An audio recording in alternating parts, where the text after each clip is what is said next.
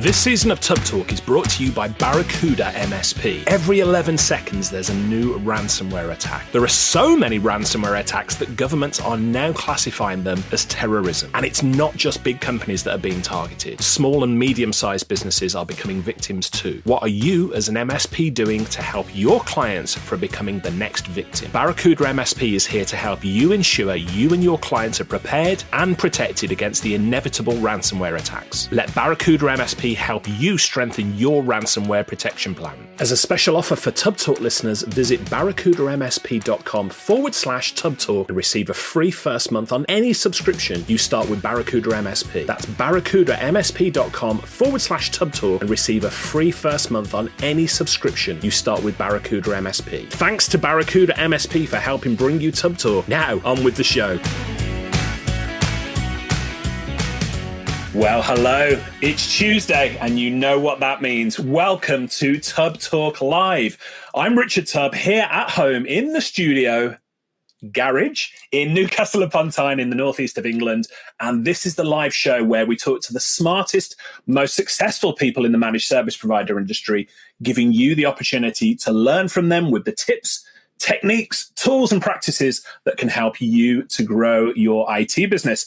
As always, we are very, very interactive. This is a live session. So if you're joining us via LinkedIn, via Facebook, via Twitter, via YouTube, or anywhere else, let us know where in the world you're joining us from today. Let us know in the chat so we can give you a shout out.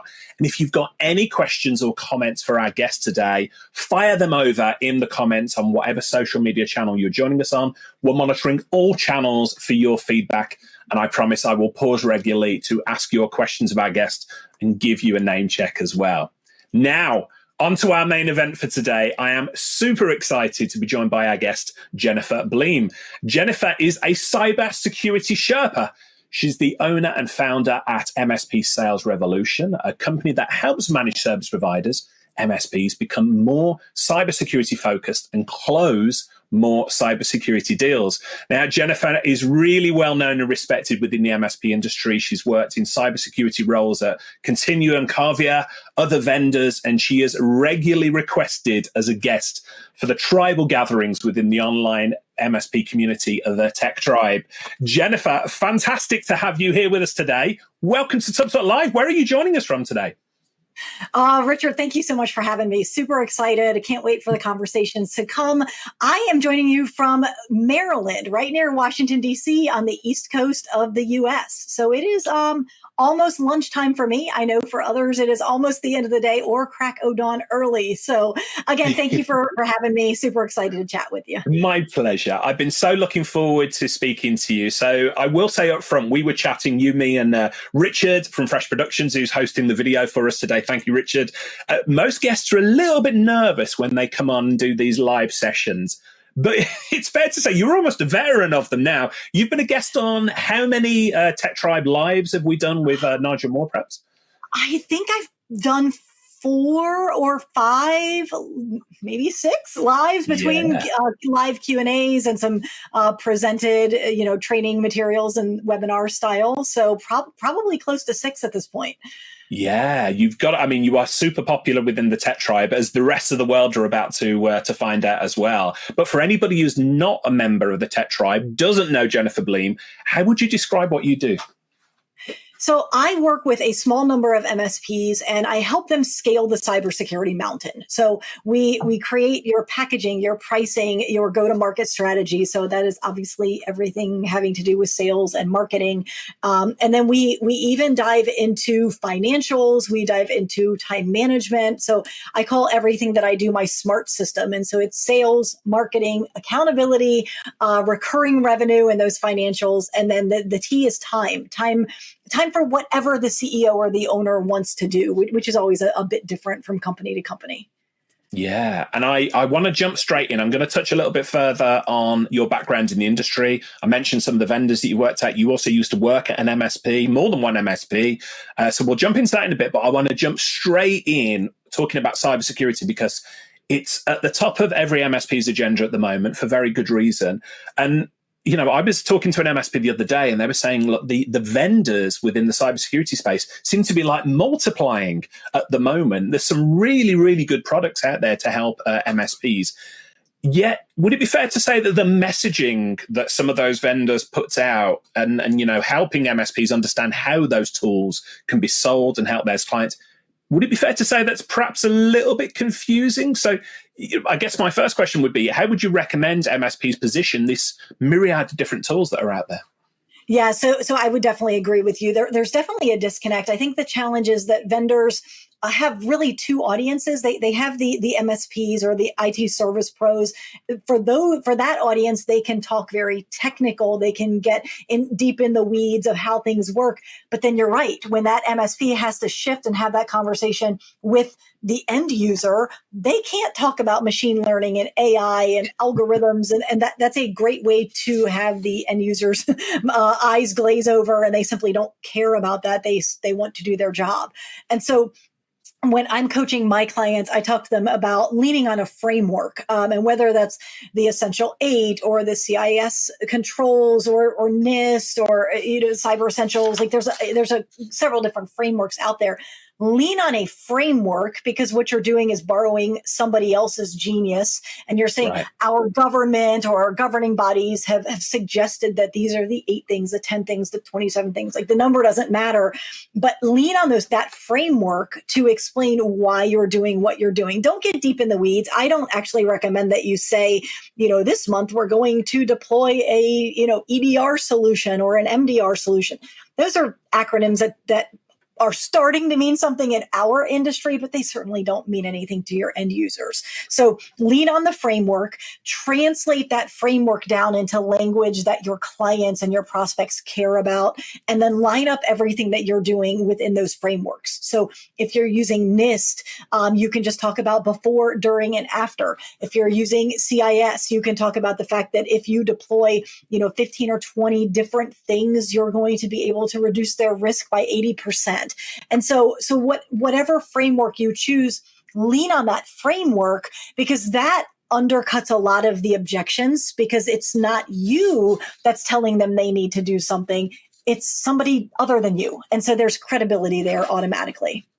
I love that. And it's actually not too different to MSPs when they're selling compliance packages, because it isn't the MSP that's saying, hey, go and do this. We think it's a good idea. It's actually coming from a framework that has been put together by government organizations or whoever in a respected field. Yes. And so then when the client expresses frustration or maybe even anger or confusion, like, oh, why do we need to do this? This is so confusing. You can commiserate with them. You can make the government the bad guy, which is often very easy to do. You're just like, I get it. I understand this feels complex. This is what, people that have deeper pockets than us, and they understand this intimately. They have spent hours and hours and hours figuring out what we need to have in place, and we agree. So I understand that it's confusing. I understand you didn't have to do it 5 years ago. Welcome to today. Things have changed. Yeah, we're getting lots of feedback, lots of questions coming in. If you are watching us live, please feel free to get your questions in. I will pause regularly to ask Jennifer questions, and I'll give you a shout out as well. We've got people from all over the world joining us. You are something of a celebrity within the MSP space here, Jennifer. So lots of raving fans out Love there. it. To that end, you've, rather remarkably, I should say, you've helped hundreds of MSPs at this point to achieve a 60% and better closing rate on their managed security contracts. Now, there's going to be some people watching this and going, what? And their ears will have perked up. What? What's going on there? Tell us, if you can, what's the secret sauce behind this? How do you help the MSPs to achieve that level of closing rate? Yeah, so there's 2 pieces to the secret sauce that I'm willing to talk about publicly. The first is, any system is perfectly designed to deliver the results that it is delivering. And so if your sales system is delivering a 30% close rate, it is because your sales system is designed to deliver a 30% close rate. And often that system is not really designed to create a 30% close rate. It just, we've accidentally fallen into a system. We haven't actually created a system, but you do have a system, whether you have taken the time to build one or not, that system is creating the results that you are getting. So the magic is we begin with the end in mind. And I have a very high standard. It's perhaps a bit pie in the sky, some may say, but whenever I am recommending a marketing tactic or a sales process, I really want it to work extremely well for 100% of the community. It's kind of like the difference between making an angel food cake from scratch and making an angel food cake out of a box. Like, it's really, really difficult to mess up an angel food cake out of the box. You can put 50% more water in. You can whip it less than you're supposed to, and yet you still end up with an angel food cake. And so everything that I do is designed to make sure that it is going to work, that we translate it to what an MSP can understand or a technology service provider can execute on. And typically those are people that don't love sales and marketing. And so that's the first piece is understanding that today you do have a process and a system, and it's delivering the results that you're getting. The second piece of the secret sauce is this concept. We all believe that we've been taught that in order to be an expert at something, it takes 10,000 hours to become an expert at that. And that is true if you are trying to, let's say, learn to play the violin and go to the London Philharmonic. 10,000 hours, like 5 years of full-time, 40-hour, 50-hour a week effort. If you want to be the superstar on, in first chair violin, London Philharmonic.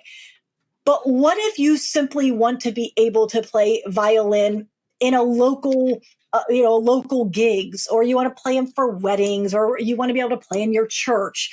Studies have actually shown that only takes 20 hours. So 10,000 hours of concentration to get to the London Philharmonic, 20 hours to simply be very good at it.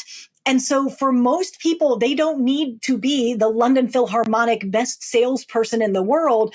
They simply need to be able to close at a 60% close rate. And that's very, very doable. So it is focused time and attention. It is having a system and a process, but it absolutely works. And I love what I do. That's when I get very excited, because we can see tangible changes inside of the way the MSPs are thinking, the way they're running through their sales process and system. And it does absolutely work. Yeah, something you said there I want to pick up on very, very shortly, and that is around the MSP marketing side of things. And we will get to that very shortly, but we've got lots of feedback from people, and I'm trying to paraphrase here because we've got lots of questions about different tools. Are there any tools, we talked earlier about vendors. There is a multitude of different vendors out there in the cybersecurity space. Are there any tools that have come onto your horizon that you would recommend to MSPs, and specifically MSPs to have in their security stack? So one of the tools that I still see being kind of an afterthought is anything having to do with password management. It's a bit of a surprise to me, because it was one of the first things that I adopted was centralized password management that I, as the owner, can control.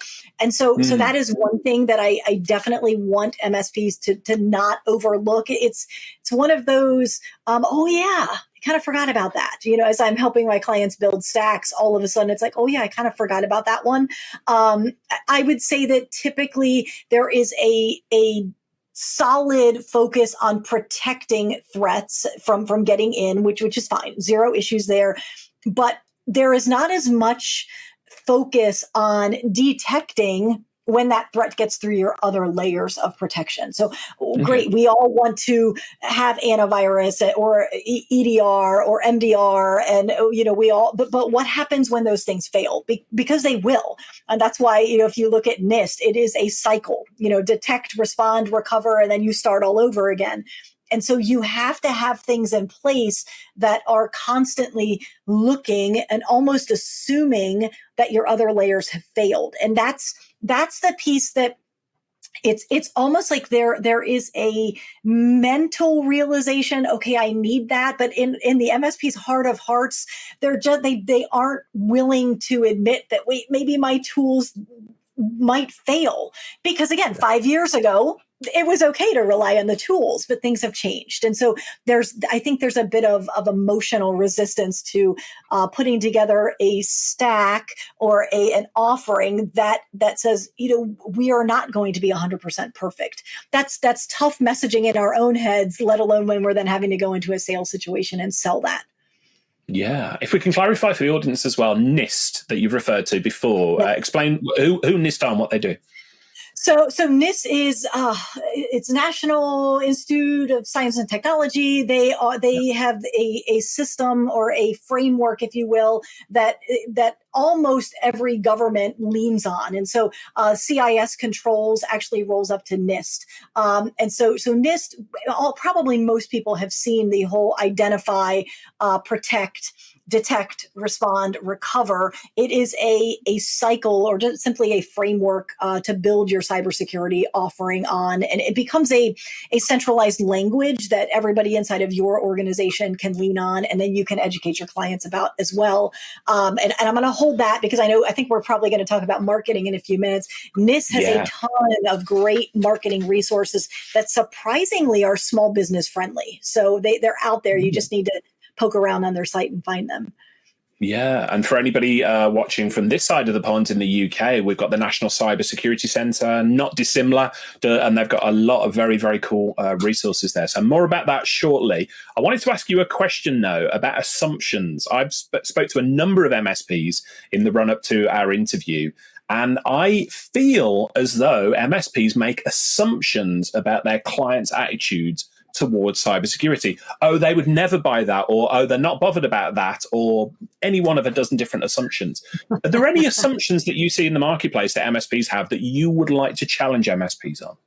So it's so interesting. The one you just mentioned at the beginning, oh, they wouldn't buy that. That's a pet peeve of mine. We took my dog to the vet. She was brand new. I mean, I think we'd had her for 10 days. And the comment was made, oh, you don't want to spend, you've already spent X amount.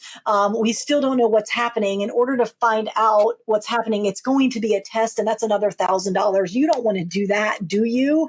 And so after the fact, after the emotion of making the decision, I thought, she made that buying decision for me. She didn't understand that this was like a little puppy that my 3 boys had fallen in love with, and they're at home sobbing because they don't know what's wrong with the dog. And are we even going to be able to bring the dog home? Or are we going to have to put the dog down? Yes, that is worth $1,000 to me. And so that veterinarian made that buying, or suggested that buying decision for me. So I think that's always a mistake that I see, is like, oh, my clients won't invest in this. Well, they won't invest in it if you don't position it correctly, if you don't build the value, if you don't understand what could happen if we don't invest in this. So that's one common misconception. The other one that I hear is that, oh, my clients are already aware that cybersecurity is a big deal. If they wanted it, they would ask me for it. And I think this is a very powerful psychological principle at work, because everyone that's listening to this is extremely aware of what is happening. Our inboxes are filled with, weekly threats and daily challenges and new things and, rubber duckies and like all this craziness. Like, that is the world we live in. And so we know intuitively how bad it is out there. And we know intuitively that there are significant risks. We see the headlines, but that's our reticular activator. That's the world that we live in. Our brain sees those things. Do not make the assumption that your clients are seeing the same things as you are. We are bombarded by tens of thousands, hundreds of thousands of inputs every single day.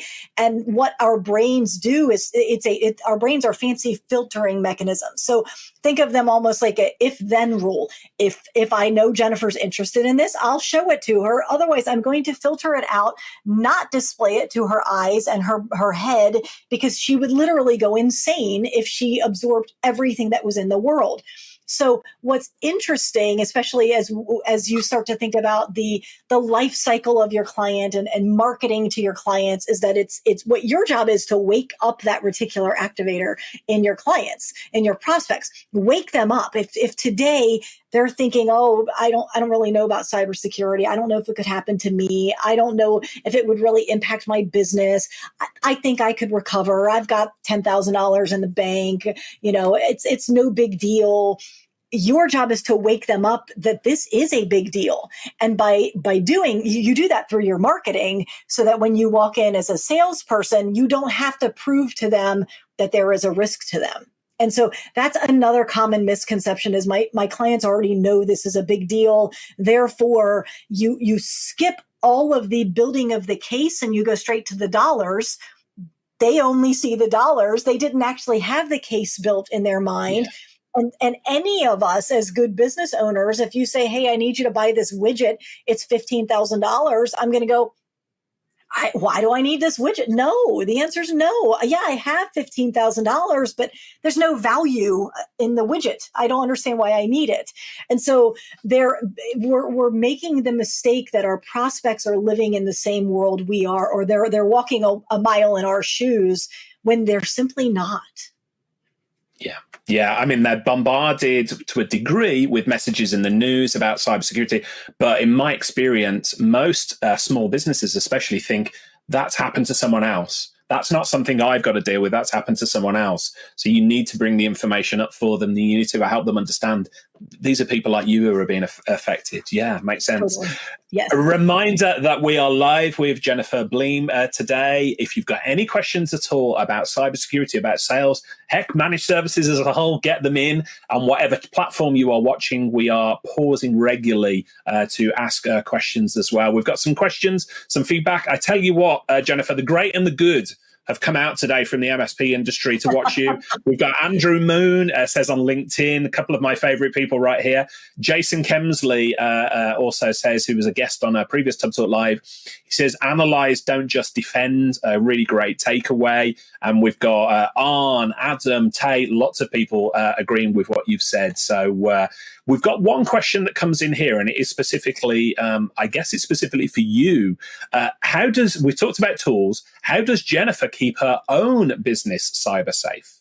Yeah. Okay. So awesome question. So a couple of things. Obviously, password management is huge with me. I have a remote team, and so we have a centralized password management vault that I can control, that I've got access to be able to turn things off, turn things on as needed. Also, a lot of education, because my team is not necessarily, they're not cybersecurity aware, they're not cybersecurity experts. So as much as I am being bombarded with information, it's a very similar dynamic that they are not. That's not what their inbox is full of. And so I'm constantly reminding them of proper cyber hygiene and hover over links. It's the same kind of conversations that I would hope most of you are having with your clients. And when I say conversations, that could be one-on-one. It could also be in your marketing, in your newsletters, in your live videos. So that's part of it. Email security is a big deal. So I have email security tools that don't allow links to be clicked on if they're fraudulent. So I have that in place. So probably very, very similar to the same type of things that the audience has. Multi-factor. Candidly, I hate it, but it's in place everywhere. It is a bit of a pain, especially with a distributed workforce. It can be challenging, but it's not optional. So it's the whole, secure your own house first type of thing. Yeah, and somebody's asked a similar question of me, what's in my stack. Happy to talk about specific. We use, and bear in mind, my business is not a managed service provider, so we don't have to worry about multi-tenanted approach and all of those things. But we use like LastPass, we use Mikey, Guard by Mikey, Cybersecurity. What else do we use? We use Authy for two-factor authentication across the team. So it seems, Jennifer, we've got not dissimilar setups there. And for any MSP watching this, two-factor authentication is an absolute must now, whether it's a pain in the backside or not. We can argue that it is an absolute must. Password management is a must. And I think, browser protection and those types of things as well. So interested. Let us know in the chat which tools you're seeing come to the surface at the moment, what you're using to help keep your clients safe. I want to move things forward or rewind a little bit in a way, because we've already touched upon this. It's a very difficult topic for MSPs to cover. And I will say this with all the love in the world, because they are absolutely rubbish at it, in my opinion, and that's marketing. So MSPs notoriously poor at marketing themselves, but you started out in the MSP industry as a marketing and account manager in your family MSP business, didn't you? I did. What did you learn from that? Okay, so in fairness, though, I didn't jump into marketing in the MSP world. My background, I actually did sales for a health insurance company where I was a sole agent. It was my business. We sold health insurance, life insurance, disability. And so I became a student of marketing very quickly because I had to generate my own leads. And I became a student of direct response marketing. I was a Dan Kennedy person for years and years. And so jumping into the MSP marketing world was not my first foray into marketing. It was just a new service. But what I learned, learned a ton. But part of what I learned, it goes back to that 20-hour rule that we were talking about at the beginning. It doesn't take 10,000 hours to become very good at something. It takes 20 hours, but it's 20 hours of concerted effort without getting distracted and truly studying, truly becoming a student of something. And the hardest part is when you're at the very beginning of that process, and you suck, and you know that you suck, and that. Those hours, it's probably 5 to 7 hours where of that 20-hour mastery that is the most difficult mentally, but it's also extremely difficult emotionally, because nobody wants to do something that they stink at. And so that's the problem, is that most IT companies would not be particularly surprised by hearing us say, okay, as MSP business owners, we're not particularly good at marketing. I don't think that comes as a surprise to anyone. The challenge is that someone in your company has to do it. And so as the business owner, you can't abdicate. Please don't hire a marketing manager and just say, run along, bring me leads. That doesn't work. And so as a business owner, you need to understand marketing. You need to understand avatar and top of funnel and marketing messaging and value propositions, and anyone listening to this is capable of understanding marketing and executing on it.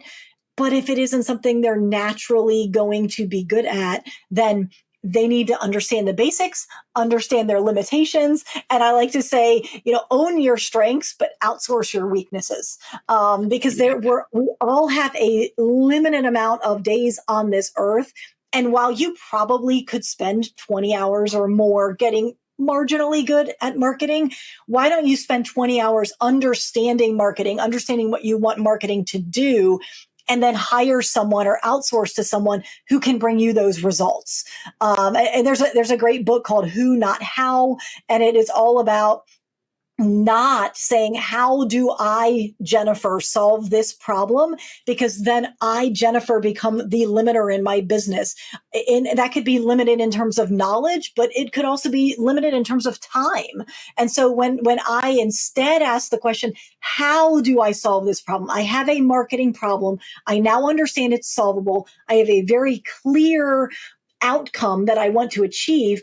I don't want to achieve it. I need it achieved for my business, but I don't want to do it. I want to track KPIs.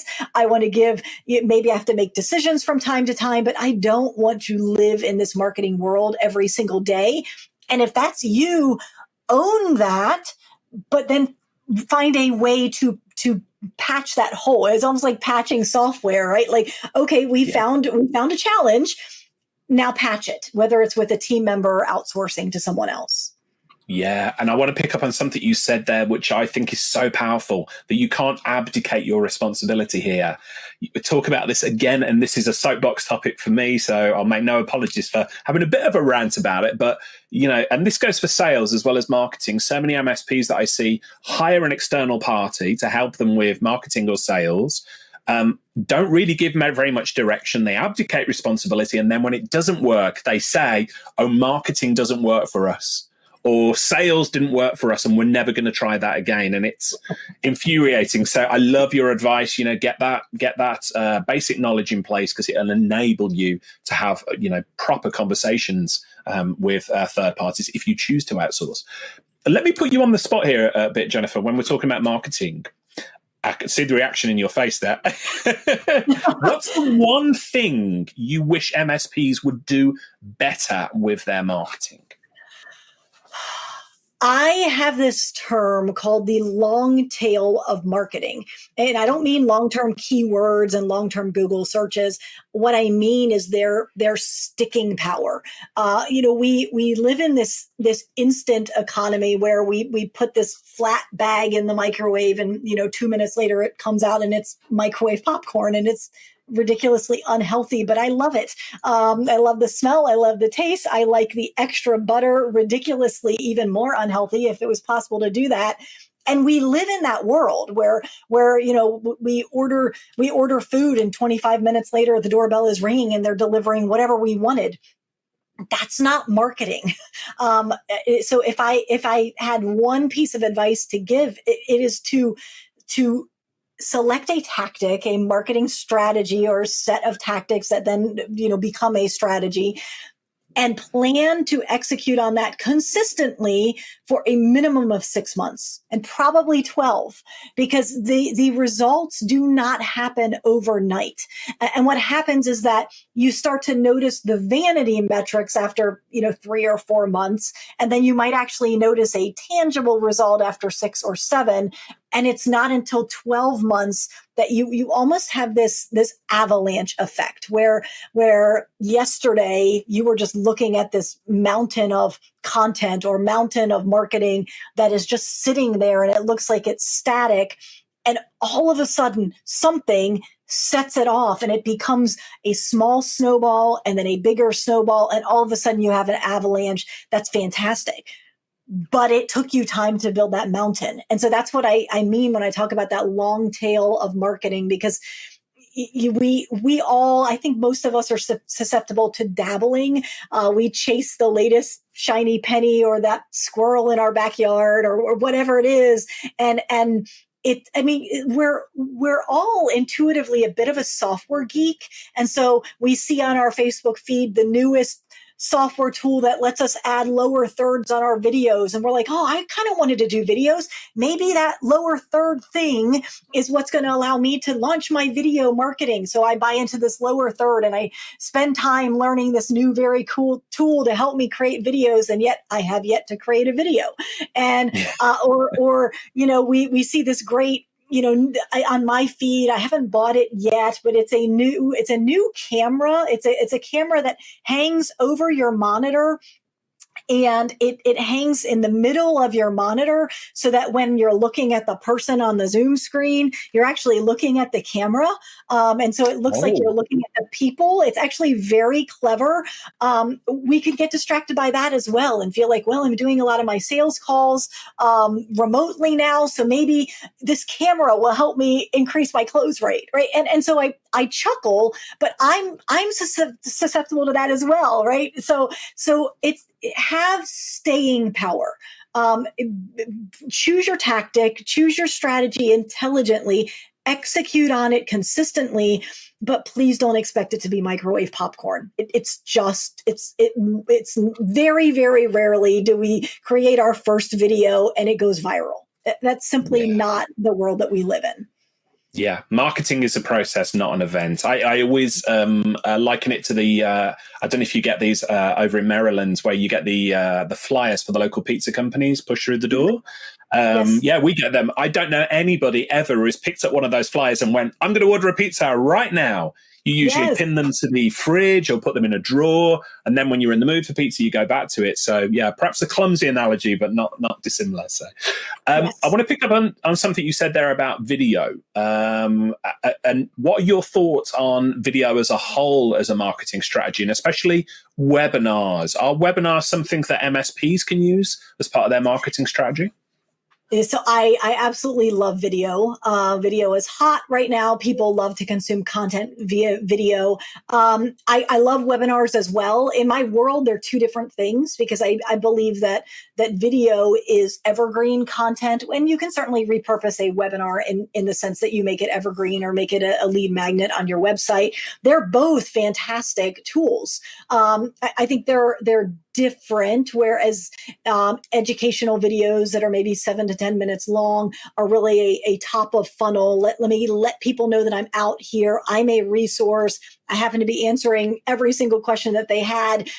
It's now on my YouTube channel. I have 50, 100, 150 videos. No matter what their question is, they can probably find a video to answer it. So that's where I see video. Webinars, I see more of a middle of funnel or even bottom of funnel type of approach where people are a little more educated. They are looking for a solution, which is where marketing and sales dovetail so nicely, because all sales is solving a problem, which is marketing is highlighting a problem, solving it. So they're very, very similar. But webinar is extremely effective. I do think some people are webinared out, so you need to be super careful that you don't wear. We, almost everybody in this industry, we're kind of tired of webinars, but what we're not tired of are things like this, where it's a dialogue, it's a conversation. There's no prepared deck. Nobody's reading a slide to you. These can be extremely powerful. So webinars can work, but what about something like this, where you bring in 3 people from your area and you're talking about things around cybersecurity, or you talk about cybersecurity, somebody else talks about maybe how to set up an office in their home, and they happen to sell office equipment, office furniture, and maybe somebody else talks about the legal aspects of working from home. I don't know what that third person would be. Maybe it just needs to be 2 people, and you do something like this where you're adding value to your community. And that is technically a webinar. There's no reason it has to be a slide deck type of webinar, although it could be. I love them all. I love webinars. I love seminars if you're able to do that, depending on lockdown status. And then videos are fantastic. Yeah, and if you're watching this and interested in finding out how MSPs are using videos at the moment, give a couple of shout outs for previous episodes of Tub Talk. We spoke with Robert Gibbons from Cara Technology, who has, by his own admission, gone from complete newbie with video all the way through to generating work from it. And Scott Riley of Cloud Nexus, UK-based MSP, we spoke to recently. And Scott tells a story, and I believe it was a £50,000 deal that he's directly traced back to a single video they put together. But in both cases, Robert and Scott, they are doing this consistently, and they both started off not knowing a great deal about it, but putting the work in, putting the hours in, and as you say, getting towards that 10,000 hours or the 20 hours in the first instance to do it.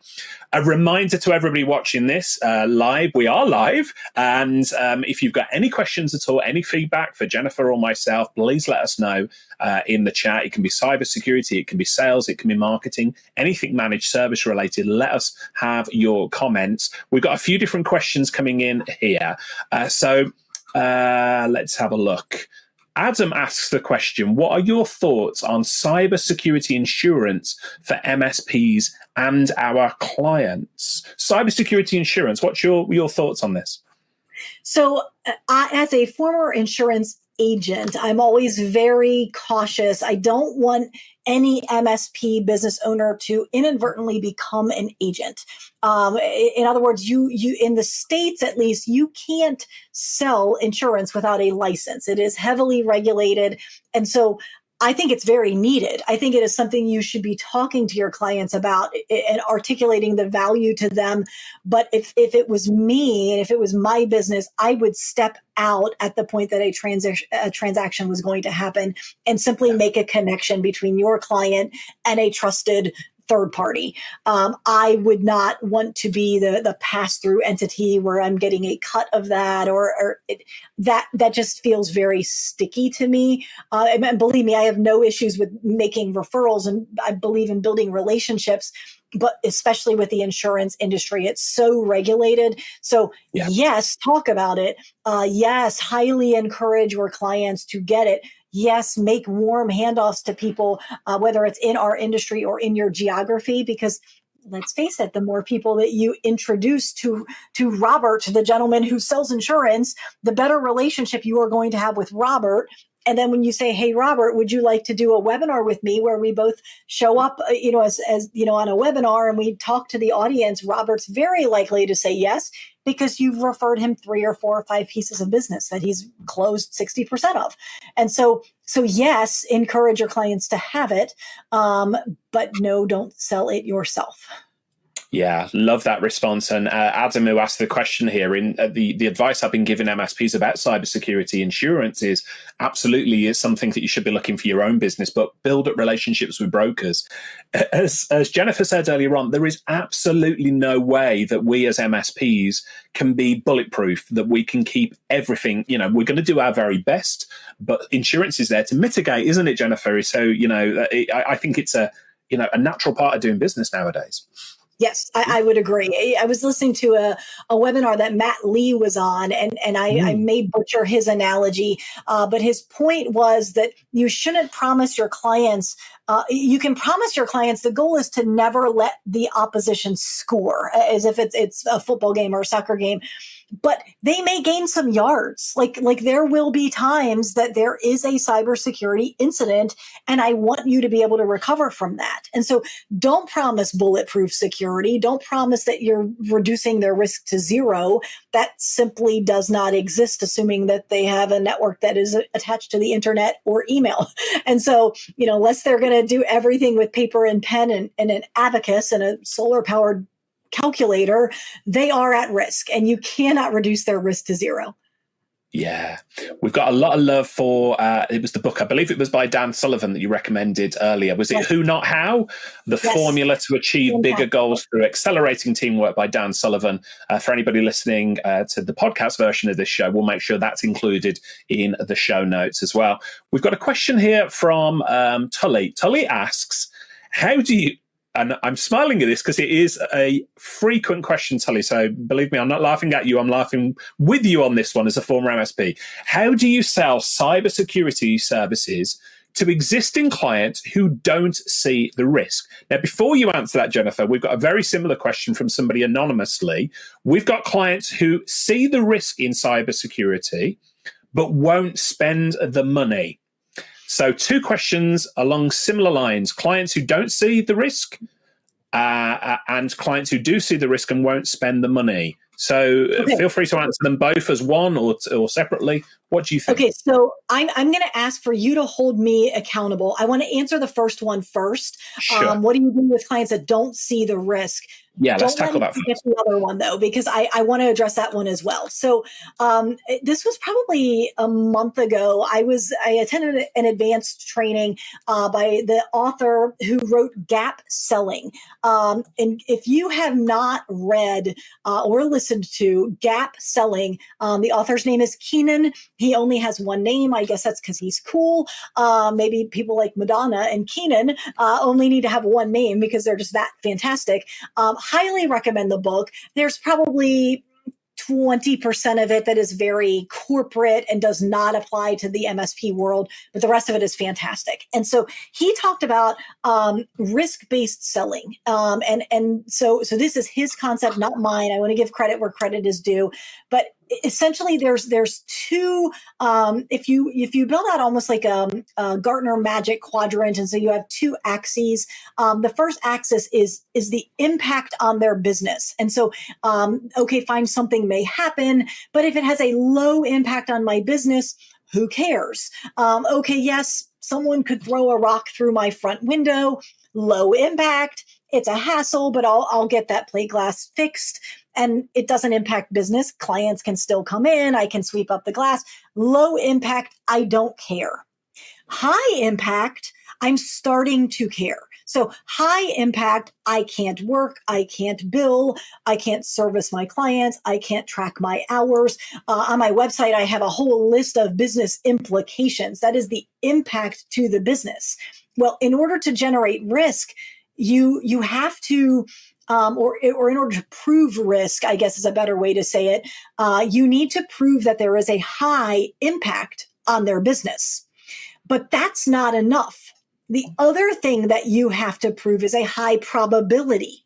Because if there's a high impact on my business, like a tsunami coming through through the East Coast and wiping out my office, yes, logically and emotionally, I have to say that would have a devastating impact on my business. But the probability of it happening would be pretty low.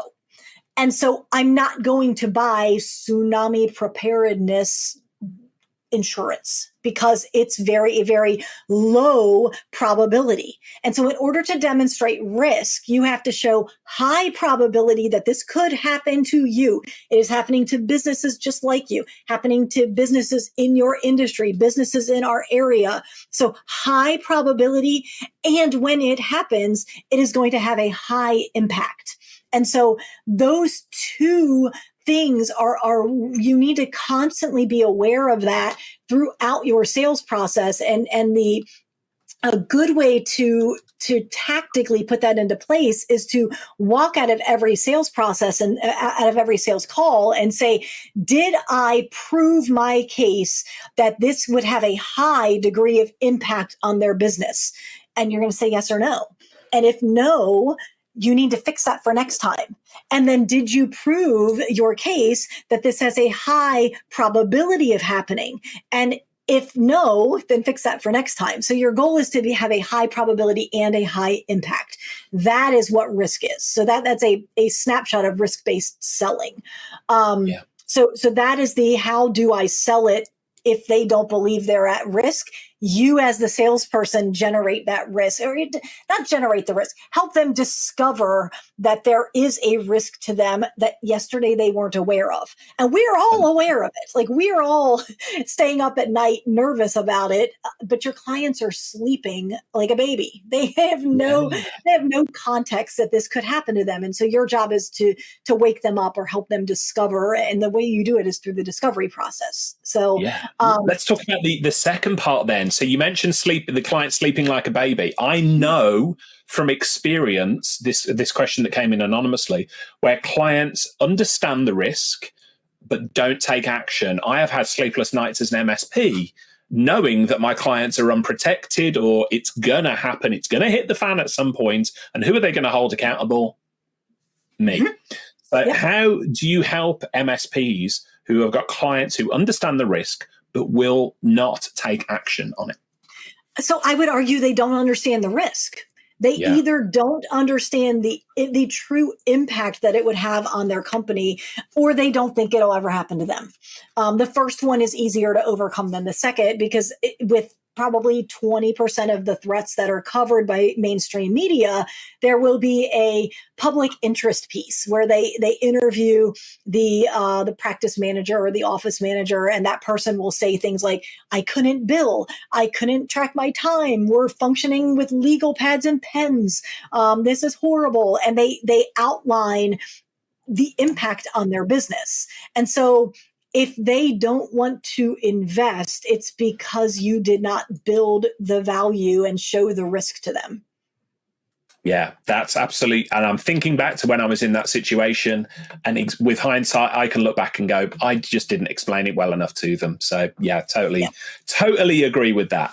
In the time that we've got left today, Jennifer, I want to change pace just a little bit. Let's focus on the sales aspect here, which you are very, very famous for. Some of our viewers today are going to have a whole team of folks. They're going to be wondering how to build this culture of sales within a business. Have you got any advice for them on how to get everybody within the organization thinking from a sales perspective?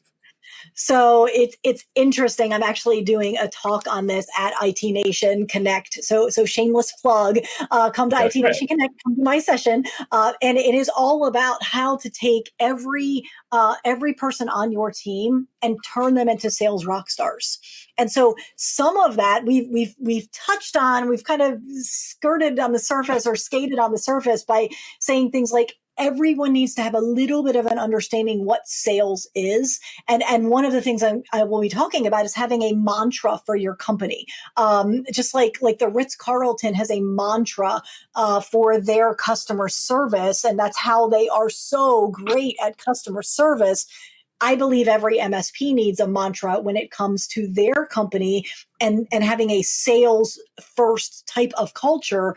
I think the mantra should be, we always do what's in the best interest of our client, which means if they don't want to do something, you can hold the line and say, but you need to do it anyway. This is what is it. This is not, I'm not trying to sell you something so I make a dime. Like, this is what's in your best interest. And if we're always doing what's in the best interest of the client, and they happen to mention to the receptionist, oh, my whatever, fill in the blank, my this is really buggy, or my password, I have to keep resetting my password and I can't find my Post-it note, like whatever that thing is, the receptionist needs to be able to recognize that's a sales situation. And the way they recognize it's a sales situation is that they know writing passwords on a Post-it note, bad idea, not in the best interest of the client. And therefore, they have carte blanche to hand that directly to a salesperson. Now, I know I'm meddling a little bit, especially with larger teams, where I believe there should be a freedom for everybody on the team to have a direct line to the salesperson. And you can template it out. I was just talking to Richard. He mentioned how he couldn't find his Post-it note with his password on it, and I thought maybe he might be a good candidate for that password tool. We were just talking about that. Sally, will you help with that? And there's just this warm transfer because you always want to do what's in the best interest of the client. So that's one tip on how to build a sales culture, is to help people to understand sales isn't this yucky, slimy, gross thing that so many people believe it is, but that it is truly the heart of a servant. It's wanting to help people with challenges and problems, and the problem can be solved with something you have to offer. Yeah, when I was running my MSP business, my engineers were actually some of my best salespeople. Not because we sent them out, hey, go and do sales. They went out, they kept their ears open, they saw opportunities to help people, and they came back and said, oh, Richard, can you do a quote? We've got this or that, or so-and-so's got this problem. It was just helping people, and that's fundamentally what sales is, isn't it? Not persuading anybody, it's just helping people, connecting them with the solutions that you've got. So I love that advice. So we've got a few minutes left. I'm going to go through a quick fire for a couple of questions that we've got come in from watchers. Or the audience, I should say. So Arn says, having worked for a vendor, Jennifer, selling to MSPs, and now you work closely with MSPs, do you see any disconnects in the vendor and MSP relationship? It's a big question, especially given the friction that we're seeing at the moment between MSPs and vendors. What disconnects do you see in those relationships, having been on both sides of this fence?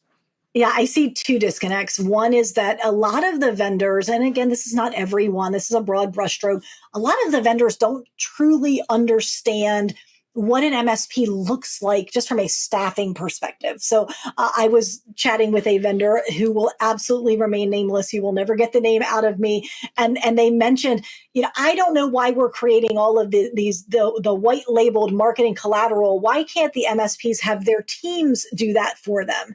And I cocked my head and I went, could you describe to me the average marketing team for an MSP? and she created this elaborate, beautiful, like organizational chart that had like 7 people in it. And that was really my first aha moment. Like, some vendors really do not understand just the nuts and bolts of how an MSP is put together just from a staffing perspective, because it's typically the owner or the owner's spouse, or maybe a part-time person, or perhaps there's a full-time marketing person. That's rare. It's almost never a marketing team. So I think that's one challenge. The other challenge is that vendors are not traditionally good at explaining what is the problem that their solution solves. They are simply saying, buy my widget. And so the MSPs, I'm training MSPs to say, well, what problem does that solve? Is that a problem I need to attack today? Is that on my short list of the 800 business problems that I have? Is that in the top 10 list of even things I want to consider today? And so the vendors that are great at explaining, here is the problem I'm solving. I see problem, and my solution is custom built to solve all of those problems. They sell a lot more because that's sales 101. The ones that are saying, I have a widget and another widget and another widget, MSPs are like, I don't need another widget. I've got lots of problems to solve, but there's a disconnect. How does your widget help me? And so that's another disconnect. I'm kind of on this one woman revolution to help MSPs, or to help vendors improve the way that they message their solutions to MSPs, because it just helps everyone. It either, shakes some of the garbage to the bottom and they go away because they go out of business because there was no need for their product, or all of a sudden the messaging is clear and MSP's like, oh, that's the problem you solve. I have that problem. I need your widget. Now I'm ready to buy. And so that helps everybody, but either solution. And I'm looking at the attendees, the people we've got live here. We've got a large number of vendors who are watching this live, and a large more who I know listen to the podcast afterwards as well. So listen up, vendors, listen to what this lady is saying, because it absolutely makes sense and it absolutely echoes my thoughts. Very, very briefly, from the other side of the relationship, the MSP side, what do MSPs do that when you were a vendor you perhaps found frustrating, or you think, come on, guys, we can do better? The MSPs will not take sales calls or will not play it straight with the vendors. Like if I have an MSP tell me, I'm not interested today, I don't need any sales coaching, but could you come back in 6 months? I'll come back in 6 months. But if you don't take my call, I'm going to keep calling. Like that's what a sales organization does. And so I wish that MSPs, instead of being frustrated by vendors constantly calling them, they would say, how could I reapproach this? Instead of giving a bogus phone number, giving a bogus email. Like I know all the tricks. I've used some of them, right? You instead say, what are these vendors doing? And could I take a page from it? And could I put a system or a process in place whereby I'm not pestered to death by them, but I help them help me? Now, if you tell them to take you off your list because you're never going to buy their tool and they keep calling, that I'm not talking about that. I'm talking about a legitimate potential vendor that you may do business with someday. Treat them with respect. Don't hang up on them. Don't ignore their calls. Respond to the email. And I will do this frequently. Hey, solution looks great. I'm not in the market today. Follow up with me in Q2. If they don't follow up with me in Q2, that demonstrates how they are going to treat me as a client, and I don't want to do business with them anyway. So that would be one area that MSPs could improve. Love that advice. We are all part of the same ecosystem here. Treat people with respect, how you would want to be treated yourself. The world will be a lot happier place if we all did that.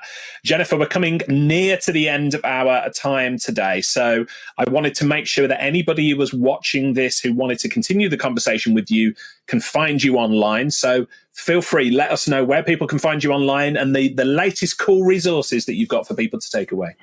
Absolutely. Okay, so MSPsalesrevolution.com, that's my site. And if you go there under freebies, it seems like the hottest resource I have right now is the video tools. And so literally it is 30 tips, 30 ideas of cyber. I think it's actually 40, so you can throw 10 of them away and execute on the 30 that you like. But it is 30 video topics. And so that's enough to get you either through one a day for a month or one a week for almost the whole year. And so that's a great resource. There's also a place on there where you can reach out and contact me. Always happy to chat.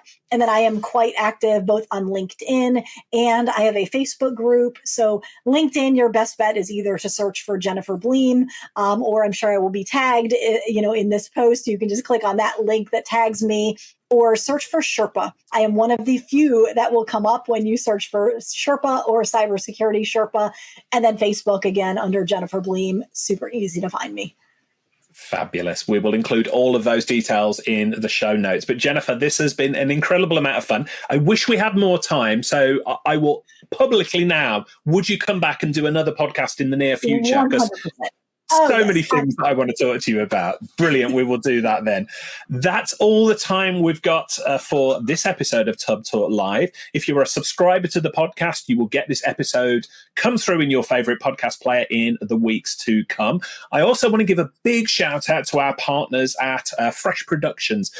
Richard and Ben and the team at Fresh Productions, they made this episode possible. They do all of the backstage work with the live streaming. If you are in the technology business, you are looking for somebody to help you with your live stream or in-person events, then Ben and the team at Fresh Productions are the experts who will make your event great. Thank you again to our guest today, Jennifer Bleam, for being with us. And thank you at home for joining us today. We'll look forward to seeing you on the next episode of Tub Talk, the podcast for IT consultants. Thanks, everyone. Hey folks, Richard here. Thanks for listening today. I know you've got a ton of options for who you listen to nowadays, so I really appreciate your support. Do you have any feedback on this episode? Ideas for future guests? Tweet me at Tublog using the hashtag TubTalk. I respond to every tweet and really appreciate your feedback.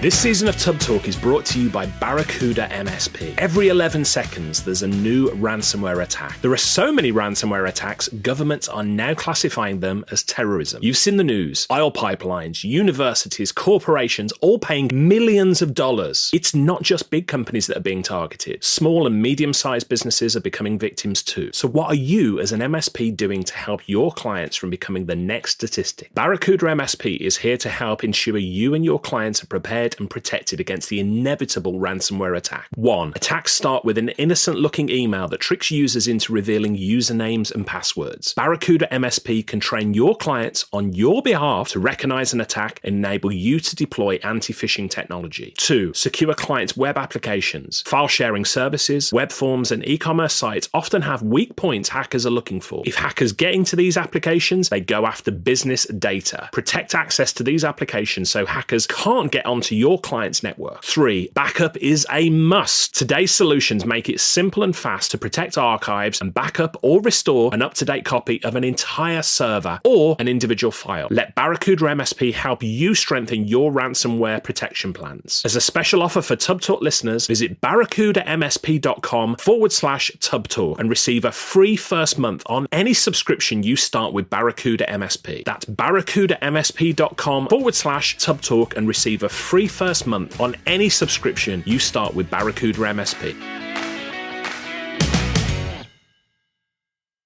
Hey team, this is Richard again. Just one more thing before you take off, and that is MSP Insights. Now, every Tuesday, I share my thoughts on the business of IT with you, the managed service community. Thousands of managed service providers already subscribe to MSP Insights. It's easy to sign up, easy to cancel. MSP Insights is basically a short email from me every Tuesday without fail with advice on growing your IT business, plus cool resources I've found, discovered, or started exploring that week. It's kind of like my diary of cool things and often includes articles or books I've read, tools I've discovered, and events I think you'd be interested in, often sent to me by my friends and Tub Talk podcast guests. So if that sounds fun, a short tiny bite of MSP goodness every Tuesday, and you'd like to try it out, just go to go.tub.co/Tuesday. That's go.tub.co/Tuesday. Drop in your email and you'll get the very next one. Thanks for listening.